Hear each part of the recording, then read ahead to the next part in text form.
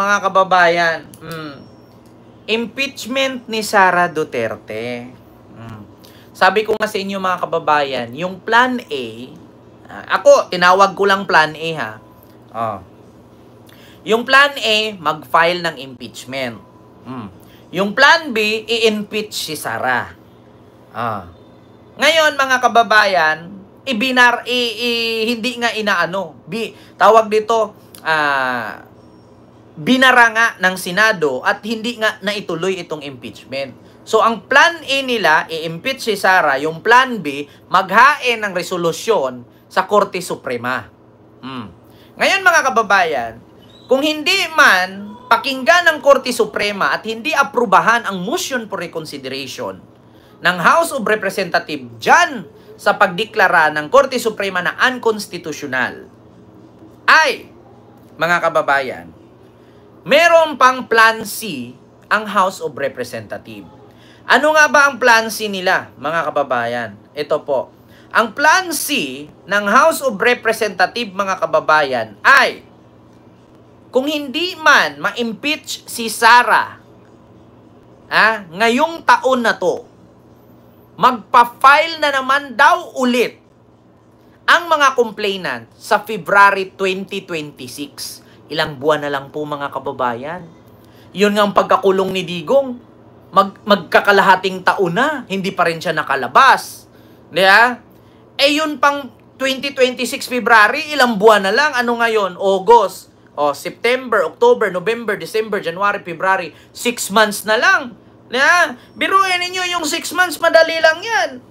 Si Digong nga, magsi 6 months na, Diba? Ang bilis lang ng panahon.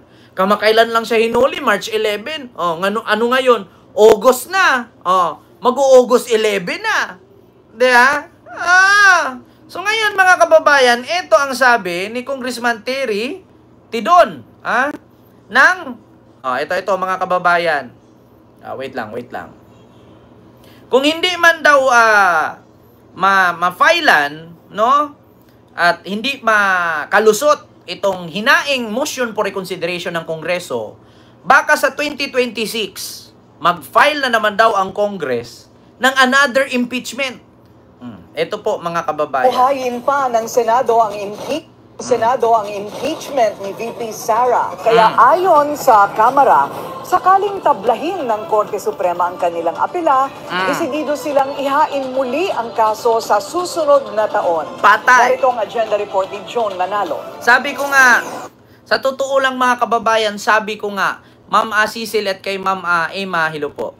Sabi ko nga sa inyo mga kababayan, hindi tatantanan si Sara nitong mga kalaban niya hanggat siya ay hindi mag-resign at nandyan siya sa politika. Maniwala kayo sa akin mga kababayan, hanggat si Sara mananatiling nasa politika at hindi siya aalis pagka-politician, hindi siya titigilan.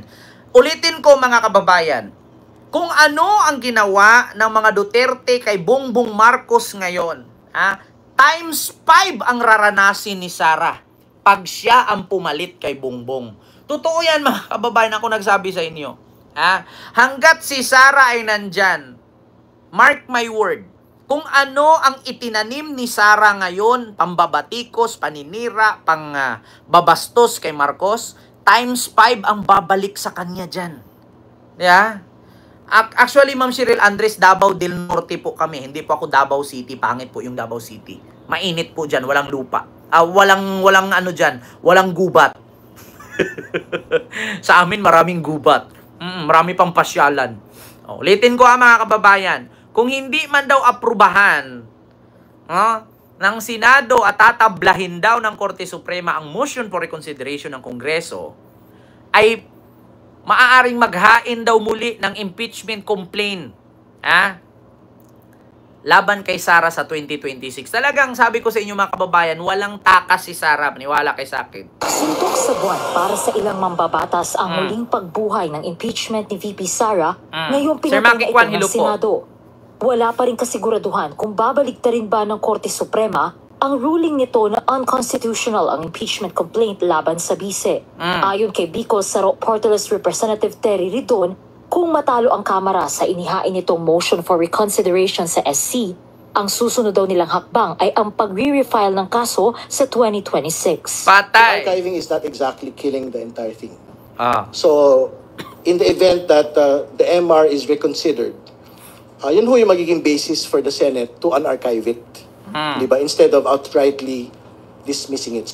Giit ni Ridon, ang punto lang naman ng impeachment is to extract accountability from the Vice President. Tama. Lalo pat mabigat ang basihan tulad ng paglustay umano ng milyon-milyong pisong confidential funds ng kanyang mga opisina at ang pagbabanta umano ni VP Sara sa buhay ng first couple at House Speaker Martin Romualdez. Ma'am Jocelyn Flores, hello po.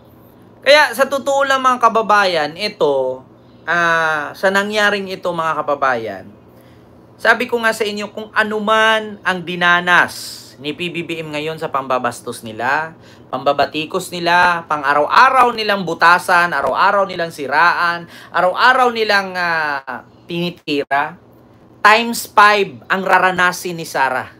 Mark my word.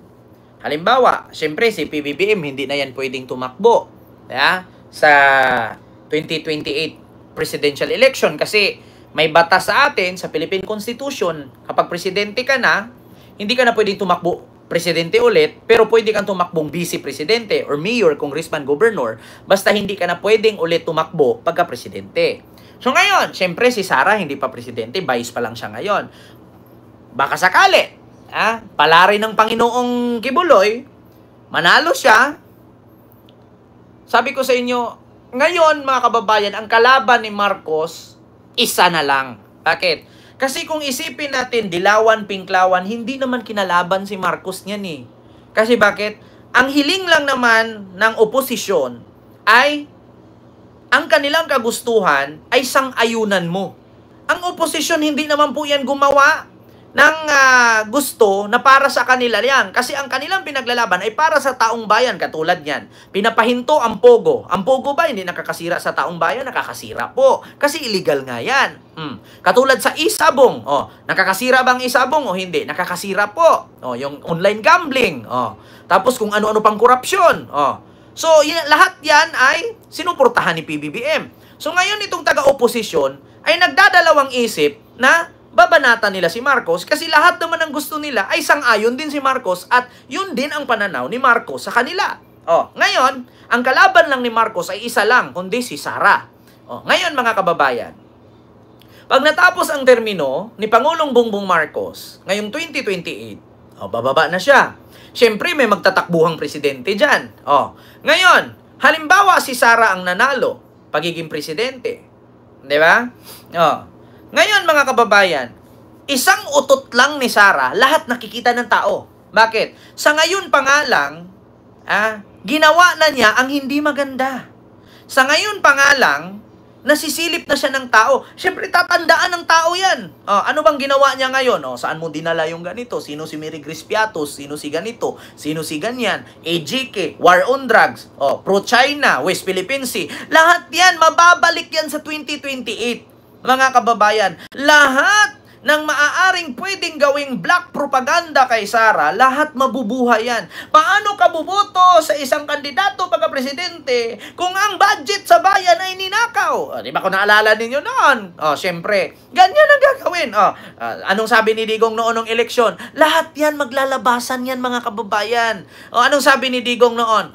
Huwag kayong maniwala kay Maruhas. Hindi warto nag-aral yan. Pumunta lang nag-basketball lang yan o nagpa-picture. Yan si Maruhas, makipagbarelan na ako yan. Lahat yan gagawin. Alam niyo sa totoo lang mga kababayan, kung ano yung ginawa nila, babalik sa kanila yan.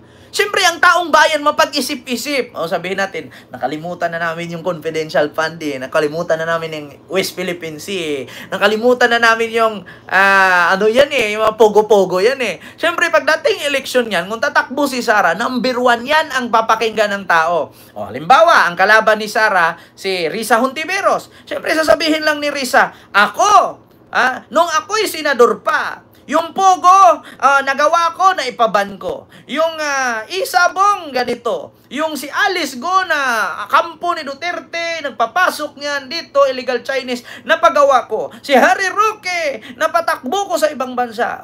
Ikaw, boboto ka ba sa isang presidente na noong siya'y vice president noong 2022, walang ginagawa kundi puro lustay. Ikaw, kaya mo bang bumoto bilang presidente na ang tatay ay kriminal at nakulong doon sa dahig sa ICC? Ulit-ulitin yan. Ngayon ang taong bayan, siyempre mapag-isip-isip yun. Sasabihin ng taong bayan, oo nga naman, baka pag nanalo yan, hindi lang 30,000 ang mamatay. Baka higitan pa. Kasi ang sabi nga nung tatay noon, kaya si Inday, kapag ako nagalit, ang sabi ko, patayin nyo yan. Pero pag si Inday, ang sabihin yan, bakit buhay pa yan? Sabi ko sa iyo, mabubuhay lahat yan. Tama ba ako, mga kababayan? Uulit-ulitin yan. Maniwala kayo sa akin, mga kababayan. Doon pa lang mahihirapan na si Sara niyan manalo. Tapos ngayon, sabihin natin, manalo man siya sa awa ng Diyos Kibuloy Ama, appointed son of God. Araw-araw batikos yan. Saan mo dinala ang confidential fund? Bakit ganito? Alam niyo sa totoo lang kung ano ang dinanas ni PBBM ngayon, dadanasin ni Sara times 5. Yung pag nagbaha, siyempre, sabihin ng tao, wala na naman si Sara nito. Bakit? Kasi nga, nung vice president siya, pag may baha, nanood ng concert, wala siya dito. Expected na ng tao yan. Wala na tayong asahan kung wala mang aksyon ng presidente. Bakit? Kasi nung vice president pa nga siya, pag nagbaha, mismo nga, yung lugar niya, ang Davao City, binaha, wala siya eh. Ang sabihin ng tao, wala na.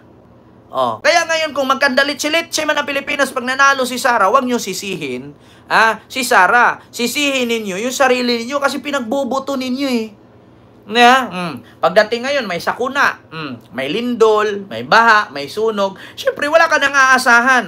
Kapag ikaw ngayon squatter, sasabihin lang ni Sara, saan yung sirip? Bubugbugin niya ni Sara ngayon yung sirip. Yung mga squatter, manatiling titira doon at mananatiling squatter pa rin sila. Bakit? Kasi nga, ililipat sila ng gobyerno, gawan sila ng pabahay, hindi pumapayag si Sara kasi bugbugin ang sirip. Di ba, naisip nyo yan? Kapag squatter ka, tapos presidente si Sara, mananatili kang squatter. Bakit? Paalisin ka dun sa tinirahan mo kasi hindi mo nga lupa. Bubugbugin ni Sara ang sirip. Di mananatili kang titira dun. Kahit nakatira ka doon, squatter ka pa rin. Di ba? Yung mga squatter, isipin ninyo. Kung nanatili kayong squatter, mananatili kayong squatter. Bakit? Paalisin kayo doon, palipatin kayo, gawan kayo ng pabahay ng gobyerno, hindi kayo papayag, makipagrambulan kayo. Tapos pupunta ngayon si Sara, asan ang sirip? Asa ang sirip? Bang! Bang! Bang! Di yung sirip na black eye. Uwi. Walang nangyari. Pero yung squatter, mananatiling squatter. Bakit? Kasi nandun ka sa squatter eh. Pinagtanggol ka niya eh. Diba? Tapos maraming adik mamamatay. Bakit? Kasi yung mga nakatira sa squatter, walang stable job, walang stable na trabaho kasi squatter nga, magsasabu yun ngayon, magnakaw yun ngayon, ipapatukhang ngayon, pak. Patay. Maraming adik, patay. Pero walang drug lord. Ay, Diyos mio Marimar. Ganon ang isipin ninyo, mga kababayan. Yung squatter na ipagtanggol niya, mananatili kang squatter. Bakit? Pinagtanggol ka niya eh. Ganun yun. Tapos, yung nangyari sa ginawa ng tatay niya, tukhang-tukhang, 30,000 ang namatay, mas matindi pa ang mangyayari dun. Kaya sabi ko sa inyo mga kababayan, yung dadanasin ni BBM ngayon sa pangbabatikos ni Sara, times 5 ang dadanasin ni Sara pag siya naging presidente. Tignan nyo, mga yayat yan. Hindi lang gurgur gagawin yan. Mabunta pa sa mental yan. Mababaliw sa mai-stress yan. Mababaliw yan sa kakaisip kung paano niya susolusyonan. Kaliwat kanan ang protesta, kaliwat kanan ang batikos, kaliwat kanan ang mangyayari. Hindi porket hawak niya ang Korte Suprema, hawak niya ang Senado, hawak niya ang anong ahensya ng gobyerno, hindi niya kayang solusyonan ang problema ng Pilipinas dahil lang o ang hawak niya puro din naman kurakot.